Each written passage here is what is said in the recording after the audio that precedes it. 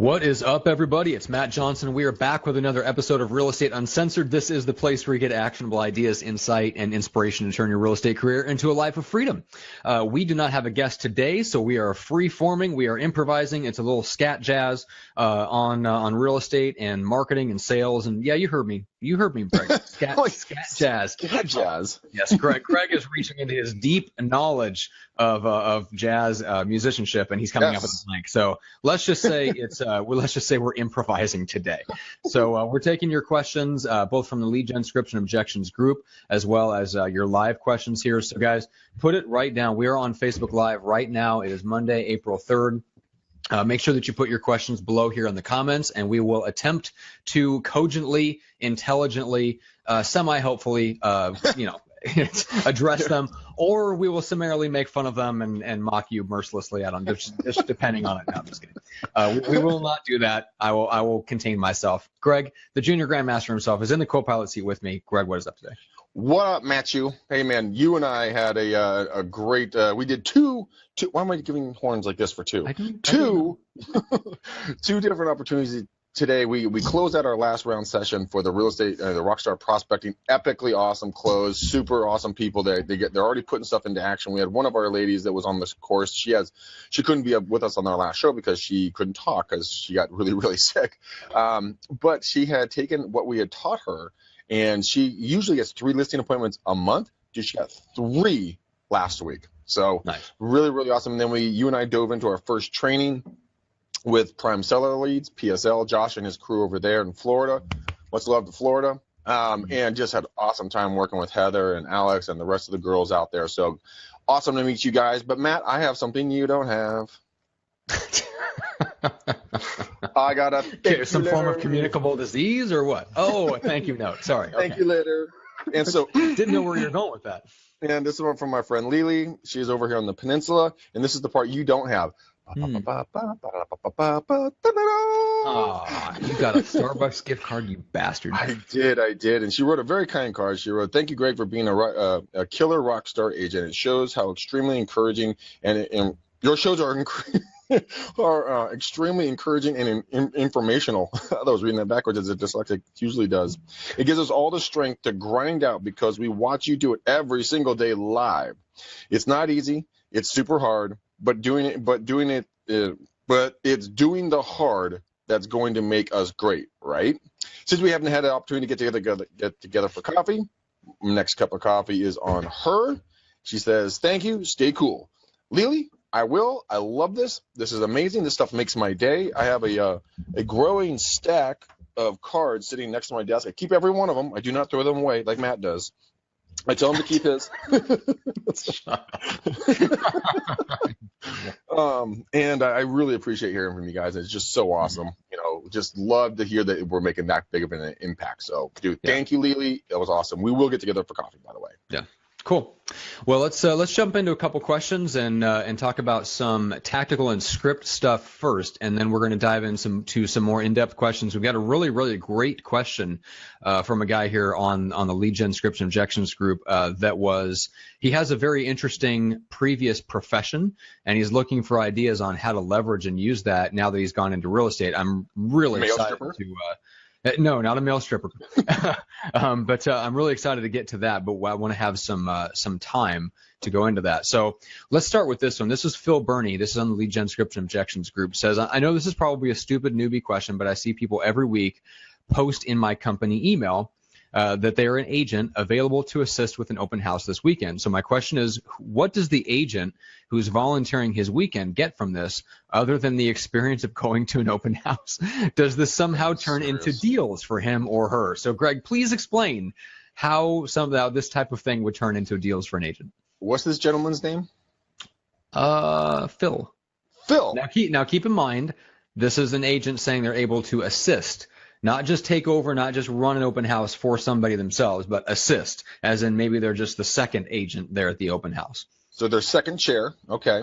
All right. Well, Phil, what you're going to get out of this, and all you new agents that you are listening to this, either live or in the recorded version, guys, an opportunity to sit and learn from an agent that knows what they're doing when it comes to doing an open house is invaluable. Because you, as a new agent who don't know what you're doing, you're going to be like a puppy stepping on the ears, all paws and ears, just I'm so excited to buy her. Shit, I will barrel roll over, land on your back, looking up, going, what the fuck just happened? There was a buyer right there. And so being able to watch and listen and being able to understand what they do, their scripts, their techniques, their timing, what you predominantly, the ultimate goal out of that would be to pick up a buyer or two, but you have to learn how to pick up the buyers, what systems to use. So, Phil, if you want to use a system, a great system is called AM Open House. It's a free service. It gives, customizable responses. It does a login sheet. It integrates with a ton of different CRMs. It does email reporting, email templates, lead management online, text messages. It's a really cool little system. That's just one that you can put into work right away, and you can learn the system. But every bit of knowledge you can get is invaluable. If you pick up one thing from sitting at an open house with someone else, very powerful, very amazing day. Ask questions for the buyers when they're coming through. Matt, we've gone about open houses before. Ask people right when you come through the open house, how'd you find this? Was it the signs, the internet, or did your agent send you? So you're qualifying where you're spending your money, how your return's going. Get there early. If an agent's going to allow you to shadow them, you better show up with your A game on. Because they're putting their reputation on the line along with yours, along with theirs. So they're saying, hey, look, this person is worthy of being around me and being at my open house, and that the sellers have their home open to you as well. So just go into it and just learn, man. Just soak it up like a dry sponge and just take it all in, and then be able to start disseminating down through what you're going to learn through this, what's valuable, what's not, what's garbage, what's good, and then keep growing as a person and as an agent. Matt, what would your response be to that? Well, I'm with a couple of the guys that commented, like Bill and Paul, and my response is buyers, for fuck's sake. That was usually I'm the one that gives long-winded answers and you follow up with something very ridiculously short. But the bottom line is that, yeah, if you're offering to do, whether it's offering to assist or offering to do an open house for somebody else, yeah, what you get out of it is you should get buyers. Meaning, if you're offering to assist an agent with their open house, the understanding should be, yes, in some cases, if you're a brand new agent, you might want to just do it to learn. You might want to just observe. But if you're doing it as an agent and you're doing it to get business, the intention is you're going there to help the agent, the main agent, deal with hopefully what is an overflow of buyers coming into the house, and you split up and you run what's called, Greg, a zone 2 coverage. Now, you may not be familiar with this because it's from the world of foosball, what we call foosball. But anyway, it will give you, we call that zone 2 deep. So when an agent comes in, like you've got your two cornerbacks and safeties covering opposite sides of the field, you can handle them. Anyway, that is the point, is you split up the buyers and you're able to take more, and hopefully come out of that with some solid leads. Now, there's some great stuff. I want to bring him onto the show because our success manager for the flagship team in Omaha, my business partner Jeff Cohn and his guy Andy, they have some really great stuff on open houses. And I did an interview with Andy a long time ago about open houses, and I've not really heard this from other people, but he has a system essentially for doing like a drawing at the beginning that gives him a very, very good, strong incentive for people to pick up the phone when he calls them after the open house. So I'd like to bring him onto the show. But one of the practical things he does is he just plans his day on ending that open house by having that extra hour or hour and a half to just meet somebody at the open house. And he has the printouts, the MLS sheets of 3 or 4 or 5 other nearby homes that are potentially open that same day and fit the same general criteria or whatever, even if they're not open. And he will try to flip one of those buyers that he meets at the open house into an immediate lead and just say, hey, the open house shuts down here at 3:30. I can meet you over at one of these other houses at 4 o'clock. Let's take a look at the sheets and see if there's anything that jumps out at you. Because if it does, I can literally just meet you over there in an hour. Yeah, I love that idea. I mean, you're taking immediate action. You're showing value to the buyers that are coming through the open house. I think it's a phenomenal idea, as long as you can coordinate it with your schedule, because you're going to get that friggin' scraggler that's going to be coming through at the very last second. And it's like 3:59, and they come barreling, and they come screeching in, hitting the e-brake, pulling, a trick car move, and they just land in the driveway and hop out like eager beavers and like, can we see the house? You're like, sure, fuckers. Yeah. Damn it! And then you're gonna have to you're like, it's so good to have you back in the house. Click, click, click, fuck, let's turn the lights off. Yeah. And then it blows your timeline a little bit. But I mean, you always pay heed to those last people that are coming through, because 9 times out of 10, guys, those are the people that have that want, need, or desire to see that house. They are an active buyer, or they're going to buy that house. It is just Murphy's Law on it. So smile and grin when it happens and be okay with it. And just call your buyers down the road, but just schedule. And if you are going to be running out the door, say, hey guys, I'm showing another buyer here in 15 minutes. Yeah, as long as we can, get through really quickly, I would love to show you the house. Sure, your timeline. Don't be a puppet or a dog on the end of a chain getting jerked around by whatever someone wants to do. Adhere to your timelines, because this is your business at the end of the day. And people will be respectful of it. And if they're not the type of people you're going to want to work with. Yeah, agreed. Yeah, and there's some great just additional comments here from guys like Ronnie and Paul. Ronnie says we do 4 additional open houses in 4 different price ranges. Fantastic. Paul Franklin says get there early and do a Facebook Live tour of the property and invite viewers to attend. Again, fantastic. But there is a question here from Austin here, Greg, and this is completely unrelated, so this will lead us into some other things. But it says, Greg, what's your average number of no's before you get a yes when you are cold calling? You have any feel for that?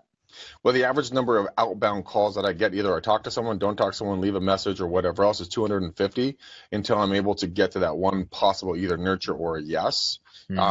And it's during specific time frames, and that works in my market depending on, it might not work in your market. So track your numbers, guys. That's why I always say track your numbers. Once you know that number, then it's real easy. Then you can set and forget your calling times, and you can, like Matt, we went over the tracking sheet that we give away with the Rockstar Prospecting Program, and it breaks it down to the minute what your value is. And if you we were looking at a couple of the numbers that if you put 5 days a week of prospecting, instead of doing 2 hours, you did 3 hours a day, you made over $100,000 more in your income. And it's not that you got any smarter, you just put more time in. So log in the time in the seat. It could be the seat, it could be door knocking, it could be networking, it could be social media, it could be live video. Wherever your source of leads are coming from, spend time in that source, with a greater amount of time. Therefore, your return is going to be greater. So like Midori, who is hiding desperately in the corners, you can see her shoulder right there. Come on, Midori, wave. Wave. There she is. Like, she's been getting her butt kicked on the calls. But today she came in, I'm like, hey, how the call? She's like, I got a lead. I'm like, sweet, that's awesome stuff. But it took grind to get that. So don't give up after 2 no's. You're never go get a 9 to 5, because this job is not for you. What? It's helpful. No, it's true. It's true. Just go get a 9 to 5. It's fine. 9 to 5, man. Oh man. Okay. So let's cover just a quick here we go. There was another question on open houses that I wanted to get to. So Allie O'Brien says, please help. First open house that actually brought in buyers. I can try to sign, but I have no experience with buyers at all. That's not good. How soon should I contact them? How do I start the conversation? And any other tips and advice to seal the deal? So let's start with, how soon should you contact someone after you meet them at an open house, and what do you say? So one of the things, guys, a lot of the times what people talk about for open houses is they say, I'm going to get back with everybody on Monday. Well, using the AM open house, guys, you can send them customized emails at the very end. When you close it down on the app, it'll send out an email to them saying, hey, thanks for coming by, blah, blah, blah, whatever you write, right? So follow-up email, and then take the time to get their cell phone numbers, send them a video text at the end of the open house. Hey, Matt, Julie, your 3 obese little wood denting babies. Hey, so glad you came through. Can't wait to help you guys get closer to the hospital for the insulin shots. All right, look forward to talking to you. I'll give you a call tomorrow on Monday. Click. Something along those lines. And that way, instead of waiting until Monday, dude, Sunday evening, imagine if you were in the market to buy a car or buy a house or buy some big ticket item, and you weren't in the mindset before, but now you are. And you got your heart set on it, you looked at a house, you looked at a car, and all of a sudden the dealer or the agent will call you up the night of that you looked at it, and they go, hey, just checking in, want to see what your thoughts were, just want to, blah, blah, blah, touching base. Would you be irritated or would you be excited? Now you're going to be excited because, the emotions are starting to boil up in your body. You're really starting to get ramped up. You're starting to see yourself living in the house or driving the car or whatever the big ticket item is. So be that agent. Be that agent that's going to take that additional step immediately in cementing yourself into the minds of your future clients with a video text message. Guys, it's the most profound and the fastest thing you can get to lock yourself in there, because remember, communication 7% is done with the words, 38% is done with the tonality, 55% is done with your body language so that they can see you smiling. They're going to have a higher likelihood of connecting with you. So that's what I would do. Interesting. Interesting. Yeah. Okay. So quick question from the live comments here. Joey says, I'm just starting out. I'm going to be the first agent on my lead agent's team. He is investing in me and mentoring me a lot. That's very good. Nice. How long is a good amount of time to be on that team before going solo? Well, Joey, don't be that dude. Don't be that dude. Dude, if they're investing in you and you fucking walk on them, dude, you're gonna be that's a dick move. So you need to make a decision before you do anything. If there's not clear expectations set. Well, you need to make a decision up front with that team manager or owner or whatever, lead. Be like, hey, I'm going to be with you for 6 months, a year, 2 months, 1,000 years, whatever it's going to be. But don't just sit there and soak up all their money in education and then bounce like a rubber ball. No, bad. Yeah. Yes. This is, I can't remember what the context was. We might have been talking about what brokerage to pick, and I was explaining that if you try to narrow down the brokerages that have the smallest split to the brokerage and the highest split to you, it actually creates a situation where the broker doesn't have a lot of incentive to help you be successful. That is absolutely the case when you talk about joining someone's team. And so while the splits may be big while you're on the team, if you compress that time frame so that you're only there for 6 months or a year or whatever, they're really never profiting off of you. Because what you don't realize, and most people don't realize when they first come onto somebody's team, whether it's a real estate team or my marketing team or whatever the case is, you end up taking up that person. You end up taking up more of their time than you save them. Especially in the first few months while you're training, like people look at it in terms of, well, how much do I get paid while training? Well, you're lucky to get paid during training at all, because you really just make that person's job twice as hard. Like, they have to teach you to do something, which takes them longer to do it. Then they have to come back after you and clean up your mistakes. They're risking leads that they're giving you. In the case of a real estate team, they're risking the leads that they give you that you might close at 20% that they could probably close at 70 or 80% if they're really good. So they're taking a huge risk in bringing someone like you on. And if you literally just kind of mooch off of them for a short amount of time and then you leave, you probably just shortcut them out of making any money off of you at all. And that's not a very good situation. So keep that in mind. That's not to say that it's not, the right thing to do if it's just in certain situations, but just keep that in mind. Give the person the incentive to help you be more successful, and your bottom line is more important than the commission split you would make by going solo. Yeah, absolutely. We talk about that a lot of times with our team. I mean, Midori, John, right back there. I mean, we break it down for them when they join the team. Like, look, this is how it breaks down. This is how we're set up. This is what we cover. With your, splits the way they are, without these certain different expenses, along with the learning that you're going to get from our team, the overall, return to you is actually greater than if you're out there doing it on your own, because then you don't have support. You don't have a lot of the things that you're going to get very comfortable with having. So make sure that you really understand that before you try to step away. And like I've always said, guys, this is very small business. There might be a 1.5 or 1.2 million real estate agents. There's a infinitesimally tiny fraction of them that actually really make a lot of money. And those people know each other and they talk. Okay? Yes, they do. So if you fuck them over, you're fucked. Because your offer, here's a stack of offers. This is yours. Whoop. All right, let's get started. Yeah, and it's funny, the higher up you go in the price points, the truer that is. And Joey, we're not trying to beat up on you, man. We just want to hammer a point home. And I'm glad you asked it, because now you're not going to step in that big pile of stinking doo-doo. That's right. That's right.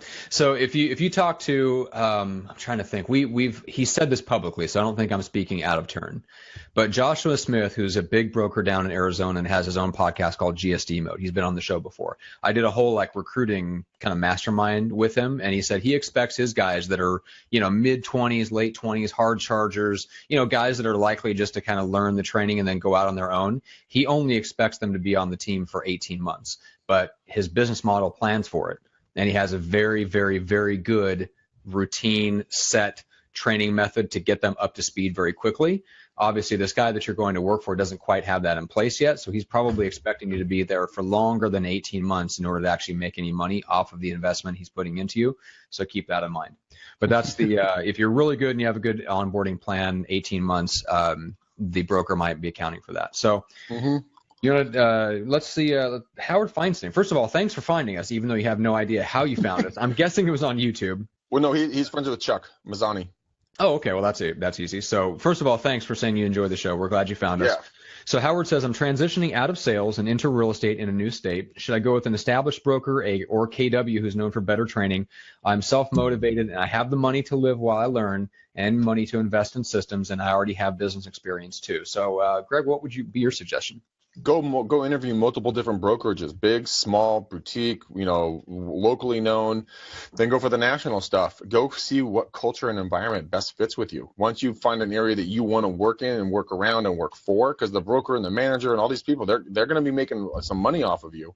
So make sure that they're going to the pockets of the people that you actually like, you want to see succeed, because they're giving you something in return. I mean, a lot of people just jump into one brokerage or another just because they're like, Bob's in it, so I'm going to go jump in with Bob. And Matt, we know how we don't like Bob from Remax. Oh, yeah. Bob from Remax. God, screw that guy. Fuck him. Poor guy.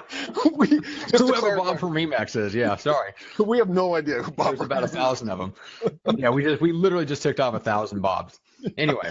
May the Bobs unite. Colton Lindsay is joining us. Colton, what is up, man? Colton, what up, pimp? Yeah, so let me quickly hit that on the whole like KW or just how to pick your broker when you go into established areas. So Jeff Cohn gives a great example, which is sadly, as much as he is aligned with the KW culture, even within the local market there in Omaha, KW has a very small presence, and he wasn't aligned with the management of that specific office, and so he went with Berkshire Hathaway instead. And he has, all the, shall we say, leverage in the world. I mean, he has the #1 team in the state. So that being said, like even though KW is a huge brand and I'm a big believer in a lot of the training that they have is probably better than most, or if not all, brokerages. Not better than most teams, note, but better than most brokerages. So I would say if you were just going to pick a spot blindly on the map, move there and plug into a brokerage without really knowing anything, KW is a pretty good bet because then you can plug into their training stuff that isn't based on their local market. But yeah, I mean, Greg, you're absolutely right. No matter where you are, you always have to do your research on your local market because, like for you, if KW just didn't have the brand name recognition like they do in your area, same thing for Omaha. So they're a great brand, great brokerage, but every place, even major cities, has their pockets where they just have not penetrated or where the local market center just doesn't have great leadership. And that's true for every brokerage. But every KW market center is not equal to the next. They're all different. That's true too. So make sure that you pick the right market center if you're going to break into it. I mean, I hardly see any KW signs up anywhere around here. When I go down, we used to work with Southern California agents. Dude, it was nothing but KW everywhere. So, I mean, like I said, it's a cultural choice. So pick which one works best for you and just go from there. And fuck it, dude. If you don't like it, go on to the next one after 6 months or a year if you don't blend well. Okay, why are you laughing? Because Colton says he has a question. How many fucks do you give during the day? 0 fucks. Greg, do you ever give a fuck? I give 0 fucks. I give 0 fucks as well. Going to the judges. Yeah. Yes, they agree with Greg giving 0 fucks. That's right. Oh, if this were Family Feud, there would be 3 X's. Just actually, yeah, but it actually goes really into a funny story. Okay. God, that was fucking awkward. So I'm down with my grandparents last night after going to our family cabin in Carmel we've had for about 150 years. Long story, but it's on this river. It's freaking gorgeous, right?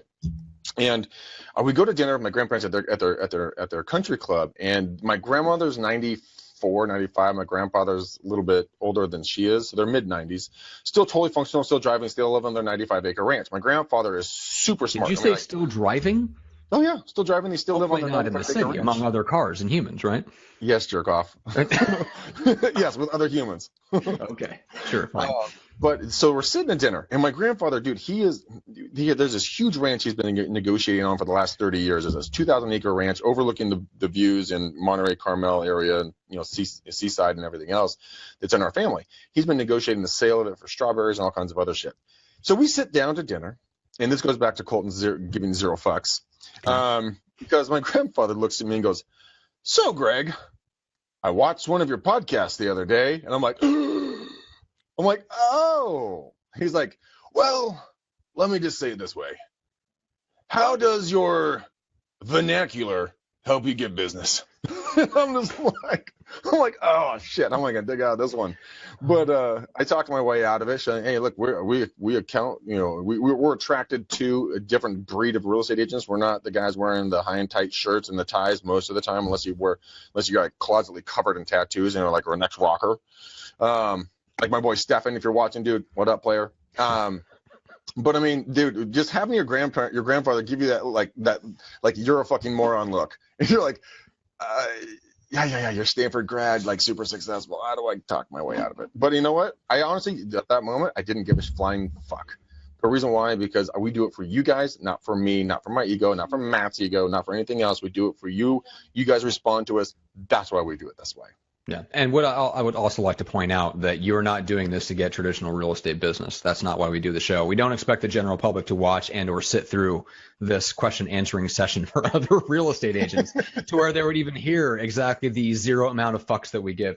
So it's not like you're putting that kind of quote vernacular out on your open house tours on live video or something like that. Oh my God, dude. Eric Carey sent me the funniest open house showing. Is like some dude from the East Coast. He's like, all right, come on in, you motherfuckers, come on. Okay, this is the motherfucking living room. This is the fucking kitchen, you fat fucks. All right, we're moving over here. He walks all the way through the house just doing like, are you going to buy it or fucking what? I don't give a fuck. Get out of here. All right, let's go. And I'm like, that's awesome. All right, this is the best showing ever. I'm going to find it and I'm going to repost it. That was an epically awesome showing. Oh, that is awesome. I love it. I just had a call with Gene Volpe today, so I can just totally hear it in his speech. That would be so awesome. All right. There's a great question here on lead follow-up that I want to get to because it ties in with what we were talking about today with the guys coaching the ISA team from Prime Seller Leads.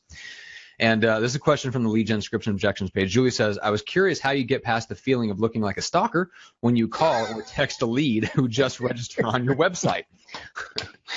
As long as you're not wearing a trench coat and that's it, you should be just fine, and don't videotape that. Right. So the way you're not being a stalker, you're being an aggressive, service provider.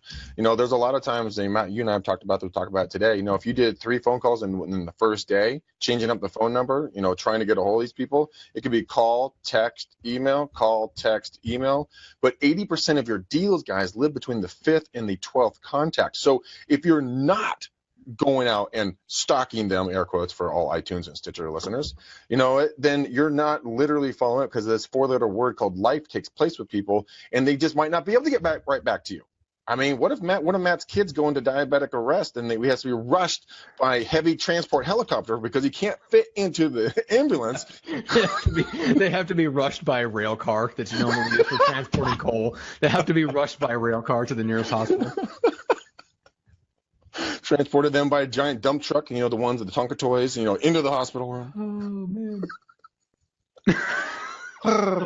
That is quite a visual. Yeah, imagine that. That would be a shame. Oh my God. Okay, back to anyway. But just stay up with them and stay working, with them. I mean, don't, until they tell you to go kick rocks or take a long walk off a short pier, or that they're not buying or whatever else, keep following up. Keep different modes of communication. Like I said, text message, email, phone calls. Sometimes people are better on one of them. I mean, a deal that we did in Walnut Creek a couple of years ago, this guy who was good on the phone, so I called. Then all of a sudden the guy just poof, vanished. He pulled a Kaiser Sose and just vanished, right? If anyone gets that reference, you're awesome. Name the movie that Kaiser Sose was the head in. Yes, put it in the comments, guys, on Facebook. And so, then all of a sudden I'm like, screw this guy, dude. So I'm like, texted him, hit me right back. He's like, sorry, dude. I said, get your calls. I'm in meetings all the time. And I'm like, oh, okay. You could have told me to, text you. That would have been nice. But that was the way of communicating. So don't give up. Okay. Just don't give up. That's right. There it is, KP. Yeah, we got responses. They're on it. They get the references. Yeah, we're not dealing with all people that are under 25 on this show. Thank God. All right. Let's get back to the original question though. The feeling of being like a stalker when you call or text a lead, like inside of a couple of minutes, like they're on the website and they get a poof, text or whatever from you. I think probably the key to not feeling like a stalker is just to think of yourself as like a customer service rep, mm-hmm. and make it a courtesy call or a courtesy reach out, whether it's a call or a text or whatever.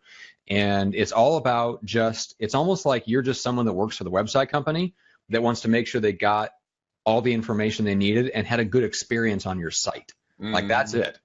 Like, it's not about close. And I think that's where agents get tripped up a lot, is they think of it as like when they pick up the phone that they're going to like sell somebody on working with them over the phone, when really it's not about that at all. No. You're really just kind of selling them on the next step, whatever that is. So you want to make contact, and you want to get the right to call them back again. You want to get the right to put them into your database by collecting their email and sending them valuable information, whatever that means for them, buyer or seller.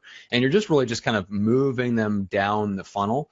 Most agents think, well, when I pick up the phone, my goal is to get them to work with me. Well, no, your goal is to maybe get an appointment where you can have a conversation that will possibly lead to you qualifying them as qualified to work with you, and potentially you will allow them to decide to work with you.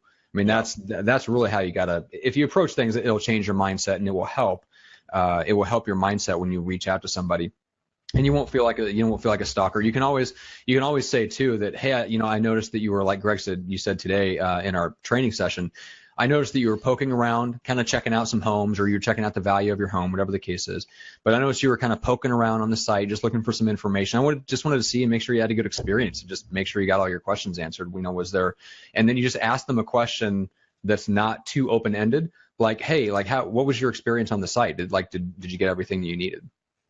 Yeah, and that's all you need to do, because then you can let your communication and your personality do the rest of it for you, as long as you have a helpful, kind, spirit, not a sales spirit, like you just want to get, take. Always be giving. They will give everything back as long as you ask the right questions, guys. It really comes down to always consistently being in a state of curiosity. Don't tell them things, ask things, and they will tell you more than you can ever imagine. So what else we got, Johnson? Well, let's dive into this question on the marketing side. I want to pull up this question here. First of all, let me address that one real quick. There was a question about if anyone has taken Dave Ramsey Financial Peace University. Is it just for W-2 workers? I've heard nothing but good things about that program. So if you can, if you can afford it, I'm sure it will greatly benefit you. I will say this though: Dave Ramsey does not have a good, shall we say, economy radar. So he made fun of one of the guys that predicted the housing crash about 2.5 years early. Dave Ramsey made fun of him and said that if housing did crash, then stocks and stuff like that, Walmart and AT&T and stuff like that, would go down 50%. And that just wasn't going to happen. Like, it was impossible. There's no way housing would crash. He was very clearly wrong. So he may be good on a lot of things, but just be careful with him with certain things like that on the macroeconomic stuff, because there may be certain pieces of his advice that's colored by the belief that housing will just continue to go up. And we've seen that that's not the case. So hopefully he has changed his ways and maybe gotten a little bit more informed. Yeah, we got a good question. Matt, we're going to do a question because Kevin's got a good question right here to talk about calls versus doors versus networking the sphere.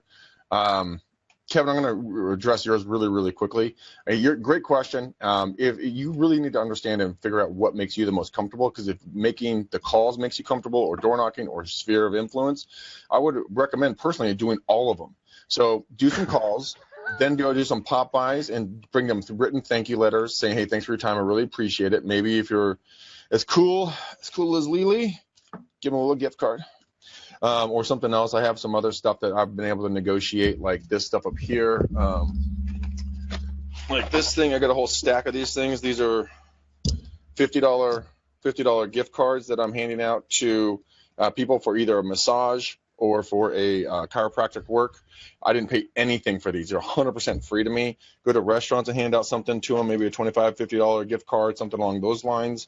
And then as in partner with the restaurant to create the $25 gift certificate that you can hand out to people in your sphere. Yes. Yeah. You don't pay for that. Yeah. Don't get me wrong. No, this is a lead generator for the business that you're associating with. You're basically offering to pass out lead generating coupons for them for free. So yeah, it shouldn't be anything you have to pay for. But I mean, in all honesty, man, do all three of them. Do the cold calls, network with your sphere. Social media is a huge one. Start doing some videos. Go hire my boy Gene if you just want to, like a ninja on social media. People won't see him coming, but all of a sudden, bah, they're knocked out and they're yours. That's what I would do. He's incredibly good at that kind of stuff, and he's going to be launching my stuff, I think tonight or tomorrow. But do what you're most comfortable with. because that's where you're going to have the most fun. When you have the most fun, people are going to be around you. When people want to be around you, they want to get to know you. When they want to get to know you, they're going to like and trust you. So follow that rabbit hole. Yeah, I like it. All right, so hopefully that answers that question. So this is the question that I really wanted to get to and spend some time on brainstorming ideas for this guy as an example of how to use maybe your past profession or some aspect of your life and your personality that you might not think of as an advantage, but using it as a way to position yourself in real estate. So Jesse out of Brea, California says, I'm a Marine Corps combat vet and have 3 years of wildland firefighting under my belt. Ooh. How would you market yourself or use this to take advantage? So, Greg, you deal with this a ton on your, I mean, a lot of your McDaniel Challenge, like your free coaching calls that we used to offer that are still going on and booked out for the next year, by the way. For the next year to date. But this is a lot of what you deal with is not only just the psychological issues of like how to reach out and what lead gen is best for people, but you also deal a lot with like digging into their life and finding those things that are unique about them that they can use to position themselves. So, how would you work with this guy? What are some of the ideas that come to you? Some of the ideas that come directly to me really quickly is going and talking to anybody in a rural area and setting up a meeting in the, getting to like near summertime and talking about how to best protect their properties. Here are some techniques and traits. This is done by you, the real estate agent, ex-military, blah, blah, blah, fire training, the whole 9 yards. I would put together a series of different videos. Have you see a fire, how to handle it, what to do, what not to do, what to throw on it, what not to throw on it. Throwing gasoline or oil may not be the wisest choice, but some people might actually need to be told that. I'm shocked. Well, I still wouldn't know how to handle a gas fire in the home. That's where, what I'm saying, like the grease fire. Yeah, I think that would, correct me if I'm wrong, I do believe that's flour, not water. All right. If anybody dies from taking Greg's advice, I'm not responsible. The show is not live. We are not qualified firefighters. Please do not take any of our advice about that. No, please do not. But I like that. And I can give a good example of that to bolster your example here. So one of your fellow viral marketing clients from way back in the day, he's a guy in Omaha that he actually built homes. So he was a home builder, and then he's seen the profits. He's seen most of his profits going to real estate agents who were selling his properties who decided to jump into real estate. Surprise, right? So what he did is when he started doing videos for real estate, he went out and he just did a video series where he went out to construction sites and he kind of took people through the process of how a home is built, from the selection process of the materials, the lot, your options, your design options, and then just kind of as a house was being built, he would go out there every week and do a series of videos on what it's like to be a client who's having a custom home built. That is his most watched. It was one of the very first things that he did. And Viral's been helping him put out content ever since then. That original video series was still the most popular thing that he or just about any other viral client has ever done in the entire history of viral marketing. Got thousands upon thousands upon thousands of views because it was congruent with who he was. It was based on his actual experience, and it happened to be something that people were interested in. So yeah. I think that's a great, that series of videos on fire prevention and safety, perfect. I also think you can present yourself. There's a couple of cool tagline ideas and just ways to position yourself, going into the combat for you, fighting for you, in terms of negotiation. You can present yourself as a negotiation expert, that you were psychologically trained in combat to negotiate, and you can bring kind of those things together. That'd be kind of a cool spin on the ex-Marine. Also, you can do something like don't get burned on your next negotiations. That's good. There's all kinds of stuff. I mean, you can, the list of puns, the list of horrible, corny puns that people will actually remember is endless. Don't get fooled by the smoke and mirrors of other agents. That's right. But another thing you can do, go partner with a local fire department, and when they're going to do a controlled burn, do a video series on where the most likely a fire would start out and how it would spread through a house. And then film them and talk to them, how to prevent it and everything else. Could also do fire safety courses, little meetups, or start a Facebook group or something like that, and invite the people that are in the neighborhoods where you want to work, because that's a great that is a great entrance point into talking to people that just are just in the neighborhoods you want to work in, is being able to say hey, yeah, I'm in real estate, but I'm a former firefighter. And, we're going to give a seminar on just drop dead simple things, like 7 simple things you can do to prevent fire in your home. Are you sure you want to use drop dead, Matt? Yes, I do. Drop dead things not to do. We're going to call it seven drop and roll tips to preventing fire in your home. That's actually pretty good. I like that one. Thank you. I like that one. Thank you and good night. Kate says, Matt Johnson, get rid of that chain. I'm assuming he's watching an old video and it's done. So Kristen would have none of that. It broke and is never coming back. I remember that chain. Yeah. I remember that thing. Yeah, that is a vestige from the musician days.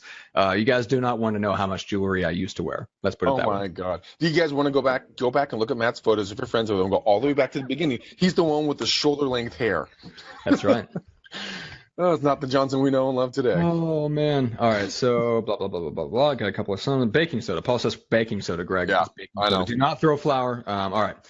So there was a good one from Walter here. He had a good question here, but so I'm looking to find it real quickly. Greg, what's your best script for handling Fizbos that want to save on the commission? Run it past me one more time, Matt. What's your best objection handler for Fizbos who want to save on the commission? How do you overcome that? For Fizbos that want to save on the commission, something that I would probably run around. So Fizbos that want to save on the commission, run around, show them the national stats to the fact that an agent, homeowner that uses an agent on average, purchase price of $250, they'll make a net about another $40,000 more using an agent. Identify the pain point. Is it the paying the commission, or is it a total net that they need to receive at the end of the day to move on to the next piece of property? You need to identify those two different things and let people know that, hey, look. Are you a licensed real estate agent? Have you done this before? When the last time you wrote a contract? Back in 1976, your Gam wrote it because she was into real estate back in 43. Okay, well, it's changed a little bit since then, right? And so just ask more and more questions. Everything I talk about, guys, is always asking more questions. Ask. I mean, Midori and I were at one of our upcoming properties, and we were walking through the house, and he has voluntarily told us that he had let it go for many, many years. And so we're going in, there was a lot of work to be done. And I kept asking him, oh, would you want to do this? Would you want to do that? What's your budget? How close to the end of the budget? I kept asking. And then I started telling him, because he needed to be told some stuff, what he needed to do, because he needed the help. But I mean, just identify the pain point for the Fizbo. And then either overcome it or move forward, but one way or the other, show your value. I like it. All right, so I found Walter's question. So Walter, if you're watching, knuckles to you, first of all, on calling an expired $1.5 million house. So he says, it turns out it was a divorce situation. The seller said he likes him. We'll give him just asked him to give him a week to sort some stuff out. The home was previously listed for 500 days. Walter's looking for any tips to help secure it, and mainly looking for a kind of a follow-up script and a way to follow up authentically with this seller, rather than just like an excitable puppy, like, hey, you looking to list it? Can we list your home? Can I come over and list your home? Yeah, start popping by and bringing valuable information to them. So if they're like, yeah, we like you, this would be something good. Put together a little package of data, past and current data that has to do with the marketplace, tiny days on market, average sales price, list price to sales price, all these different things in the area around them for homes like his. So that, like, hey, Matt, I was in the area. I want to drop this off to you. I put it together. You got me thinking after we talked the other day. Here is some information. Wait a couple of days, do a follow-up call. Hey, Matt, when I popped by that stuff the other day, what were your thoughts on it? Was that helpful for you? What else can I do to bring value to you? Do a handwritten thank you card. Send them if you really want to throw some nice, icing on the cake there, say, hey, Matt, Julie, I know you guys are exhausted. Why don't we do this? The weekend we first bring your home on the market together, I'm going to send you guys to the hotel, to the Ritz-Carlton in San Francisco. Now, if you're in Omaha, Nebraska, that's going to be a long fucking flight, but you might want to pick something local. Hey, we have nice hotels in Omaha. Shut up. Steak ranchers are us. All right, Greg. I just love it. Does the old country buffet have a hotel in it? Like, but I mean, it is a divorce situation. But yes, that is a good offer. Or send them to different hotels. You go to the Ritz. You go to the Marriott. Bad. Don't cheat anymore. That's why you get the Marriott. That's why you get the Ritz. Okay. No, I mean, but separate them out. Make them both feel comfortable. Maybe send him to a golfing event for the weekend. Send her to the spa. if it's a divorce event. It's just making them feel good and making them want to get on your bandwagon. Like when Derek was on the show, he was talking about when you show up to that, first meeting, when you bring that first gift or the first package of information, do some research on the sellers. And if, let's say, I talked about the San Francisco Giants, and you were interviewing me, Matt, about maybe coming over.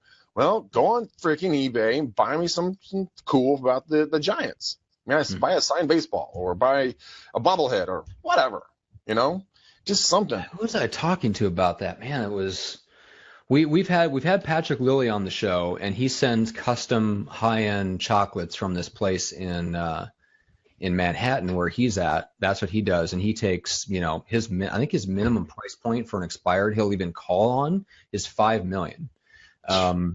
So personalized gifts are very big. I think it was Mike LaFido I was talking to. I produced the Luxury Listing Specialist podcast with him.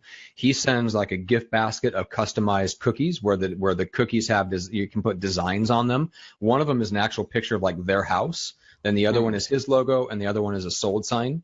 Jesus. So it's like this kind of gift bag. Yeah. So once you get into the higher end listings, especially once you take them routinely, very personalized gifts are a good currency in that world. So definitely something to consider. Greg, you do C's Candy, but the more customized you can make it, or if you include a personalized note along with it, great. Walter says he did send out a customized thank you card, which is awesome. I would follow that up with a gift. I know there's another guy here in San Diego that does nothing but high-end luxury listing here in like Poway, which is the high-end suburb of San Diego, and he does something very similar where he has a very small number of qualified leads, and he freaking showers them with gifts. Like once a week, he's sending them flowers and chocolate and whatever. So he's wooing them. He's wooing. Yeah, it's very much like a dating relationship.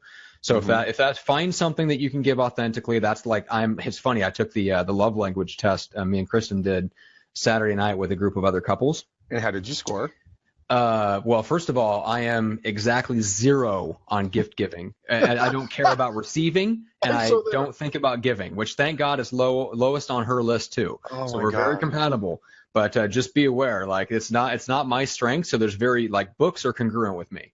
Right. So I'll send somebody a book as a thank you because that's congruent with my personality. Sending someone a bouquet of flowers is way outside of my personality. So I would not do that. So you can find something that is suitable to you. Yeah, I'm with you, dude. I fucking hate Christmas and my birthday because I have to give people gifts and I have to receive gifts. It is epically horrible. And nobody understands why I don't like my birthday. I'm like, dude, just leave me alone. Don't tell me shit.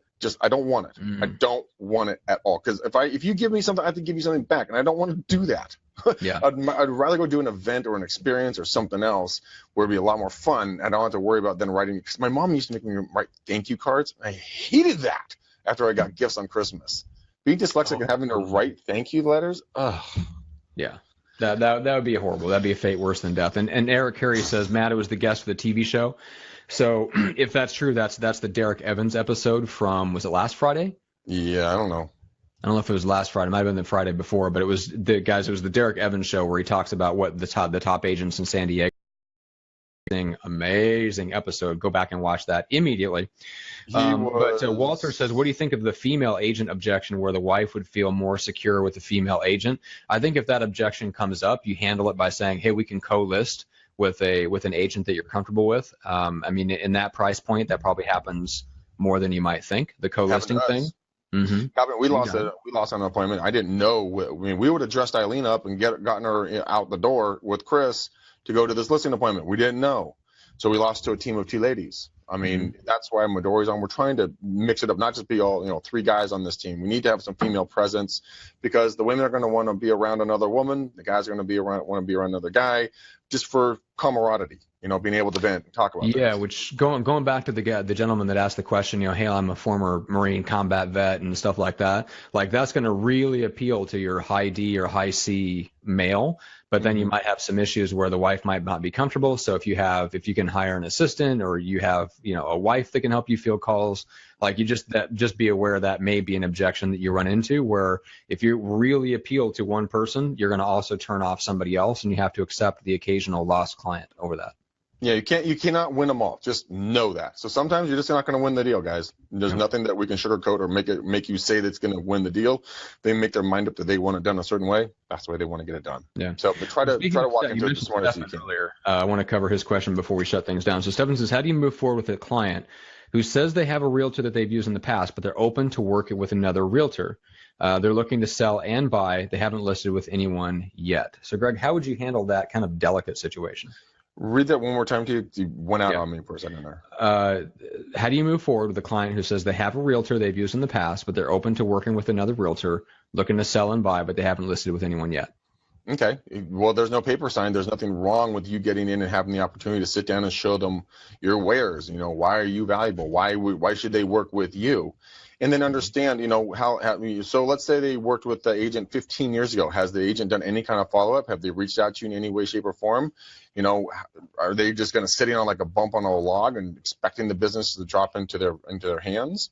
I mean, what is the mindset of this other agent? Are they still in the damn business?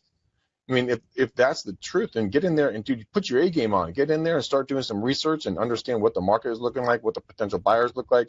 Go onto Facebook and build a profile of the perfect client and go and talk to them within a radius of this, this amount of miles out from your home. This is the number of potential buyers based upon the demographics and of the neighborhood. Just start showing the value. Itemize every single thing you do, even if you think it's mundane. Write it down in a bullet pointed thing like Aaron Wittenstein does 150 bullet point listing presentation. Guys, he's not writing down, magical words of wisdom.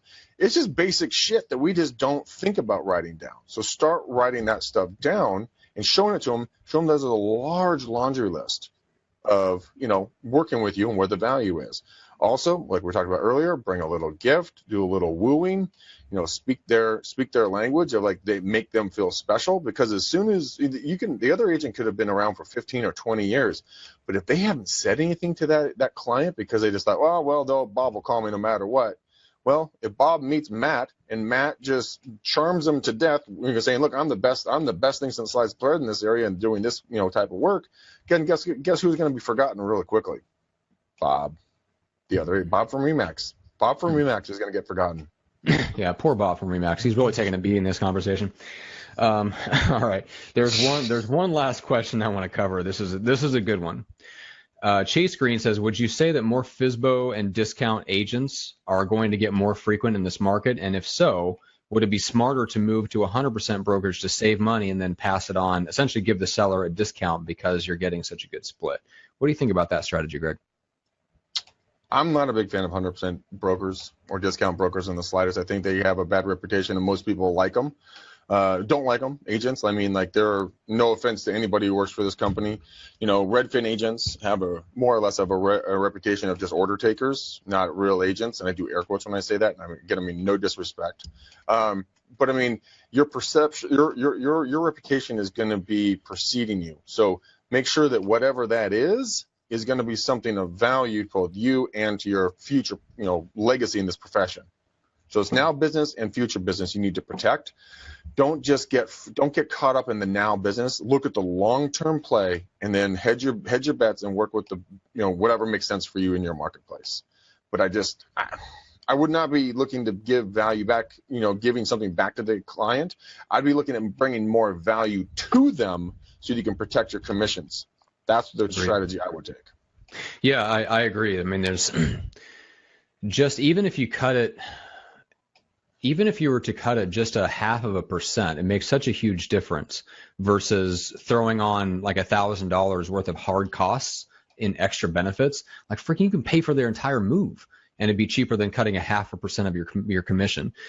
So, I mean, there's so many things that you could just stack on. But I will say this, I love the idea of having packages of commission where, look, if you're in an area like Greg, where you're at, where the standard commission is 5%, and that's what kind of everybody pitches.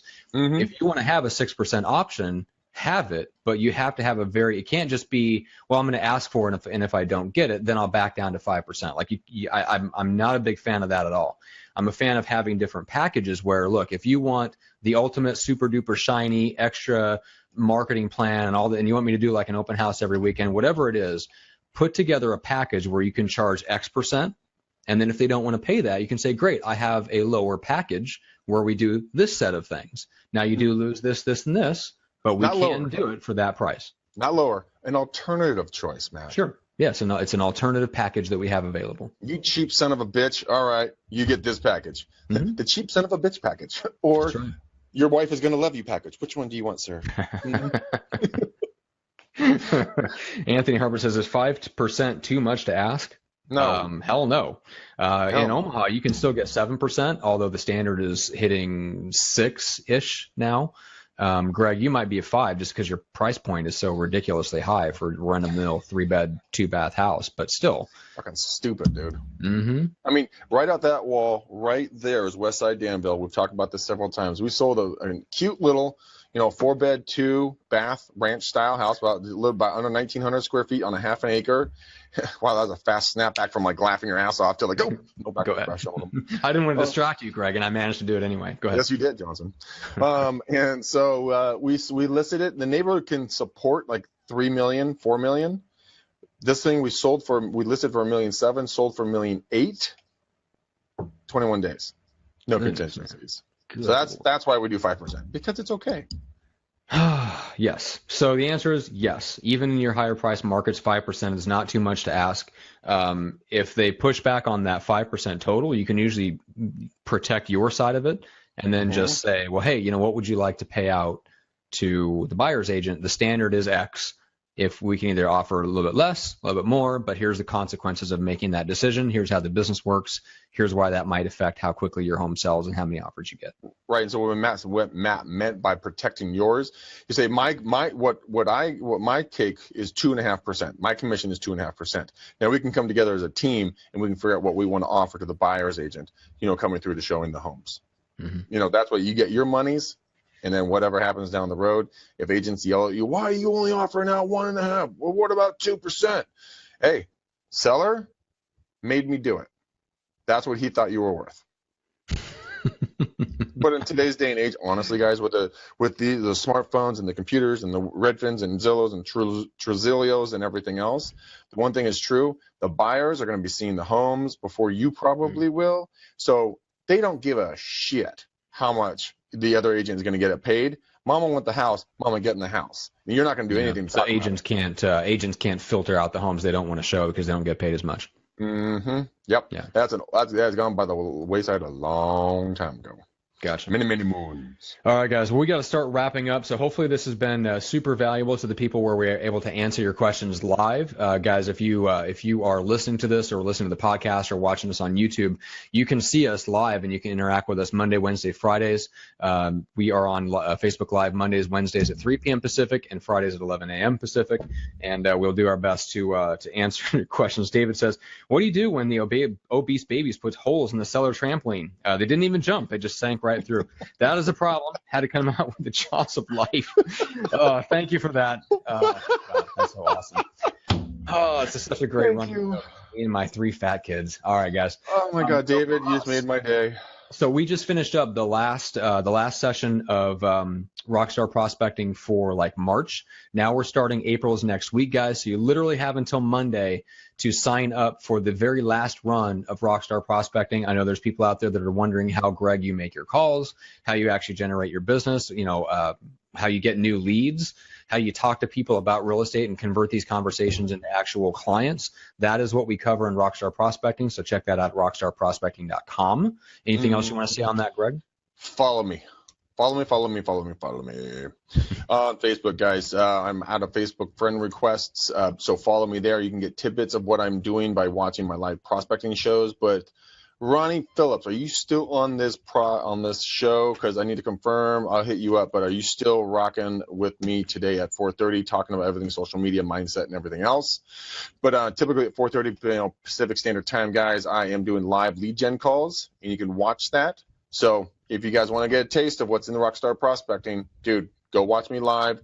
Then we get into Rockstar Prospecting. We break it down to the nitty gritty. You will walk out of there. Look, guys, if you're not making deals or getting leads after that, then that's your own fault. That's because you're not doing what we're talking about doing. You're not going to not have the tools, and you're going to have an epically awesome tracking sheet, which it will break it down so that you legitimately can show your wife, husband, significant other, whoever, parents, look, if I do this, I get this in return based upon this amount of work. Therefore, your wife can, let you spend more time, or your husband will give you more time at the office, or your parents won't be, yelling at you. Why did you quit college, to do real estate? You're like, Mama, I can pay for your nursing home if you just let me do this. So that's it, guys. RockstarProspecting.com. RockstarProspecting.com, again, is where you will go and get it. And then, again, follow me.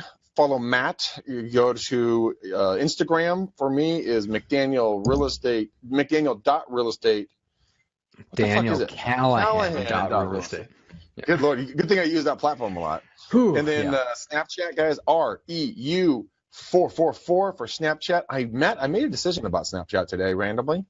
I am now going to be using Snapchat on a daily basis, and I'm going to use it as a living blog. So I'm just going to continually snap throughout my day, talking about whatever's going through my mind at any point of the day, so that, I know, more Greg. Oh, God, help us all. So we'll see how that goes out. So if you guys want to see what happens in my life behind the scenes, come check it out. That's right. Yeah. Anybody want to see Snapchat explode? Let's get on it.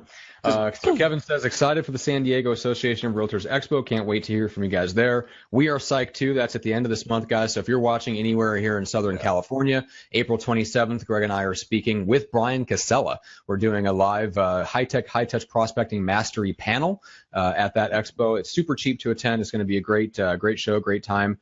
And then Joe asked, when does the Get Now business course come out? That would be probably first week of May is when we will launch the actual courses. It'll be available in the last couple weeks of April to sign up for. So that answers that. And then Howard says, when's the live prospecting show? 29 minutes from now. So get on that. You've got a break. You can go grab some Starbucks, as I might, and then go watch Greg in 29 minutes. So, guys, with that said, thank you so much. We love you guys. Greg, let's take this one home. All right. Peace out, ninjas. We gone.